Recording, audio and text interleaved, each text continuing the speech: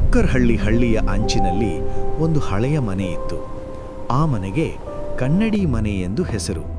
ಯಾಕೆಂದರೆ ಅದರೊಳಗೆ ಎಲ್ಲಾ ಗೋಡೆಗಳಲ್ಲೂ ಹಳೆಯ ಕನ್ನಡಿಗಳು ಅಂಟಿಸಿಕೊಂಡಿದ್ದವು. ಒಂದು ದಿನ ರಾಹುಲ್ ಮತ್ತು ಅವನ ಸ್ನೇಹಿತರು ಆ ಮನೆಯನ್ನು ನೋಡಲು ಹೋದರು. ಇದು ಸಾದಾ ಮನೆಯಲ್ವಾ ಎಂದು ರಾಹುಲ್ ನಕ್ಕನು.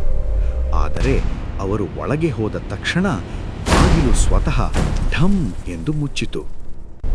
ಗೋಡೆಗಳಲ್ಲಿದ್ದ ಕನ್ನಡಿಗಳು ಒಂದೇ ಸಮಯದಲ್ಲಿ ಕಂಪಿಸತೊಡಗಿದವು. ರಾಹುಲ್ ತನ್ನ ಪ್ರತಿಬಿಂಬವನ್ನು ನೋಡಿದ. ಆದರೆ ಕನ್ನಡಿಯಲ್ಲಿ ಅವನು ನಿಂತಿದ್ದನು. ಅವನ ಪ್ರತಿಬಿಂಬ ನಿಧಾನವಾಗಿ ನಗುತ್ತಿತ್ತು. ಆದರೆ ರಾಹುಲ್ ನಗುತ್ತಿರಲಿಲ್ಲ.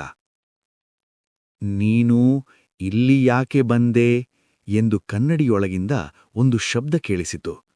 ಸ್ನೇಹಿತರು ಓಡಲು ಯತ್ನಿಸಿದರು. ಆದರೆ ಪ್ರತಿಯೊಂದು ಮತ್ತೆ ಅದೇ ಕೊಠಡಿಗೆ ಕರೆತರುತ್ತಿತ್ತು. ಹಠಾತ್ ಎಲ್ಲಾ ಕನ್ನಡಿಗಳಲ್ಲೂ ಒಂದೇ ನೆರಳು ಕಾಣಿಸಿತು.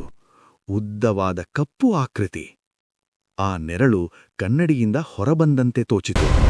3Dಯಾಗಿ ಮುಂದೆ ಬರುತ್ತಿತ್ತು. ರಾಹುಲ್ ಕಣ್ಣು ಮುಚ್ಚಿ ಜಪ ಮಾಡತೊಡಗಿದ. ಒಂದು ಕ್ಷಣ ಸಂಪೂರ್ಣ ನಿಶ್ಶಬ್ದ. ಅವರು ಕಣ್ಣು ತೆರೆದಾಗ ಅವರು ಮನೆ ಹೊರಗಿದ್ದರು. ಮನೆ ಮಾಯವಾಗಿತ್ತು. ಆದರೆ ರಾಹುಲ್ ತನ್ನ ಮೊಬೈಲ್ ಕ್ಯಾಮೆರಾ ತೆರೆದಾಗ ಅವನ ಹಿಂದೆ ಇನ್ನೂ ಆ ನೆರಳು ನಿಂತಿತ್ತು.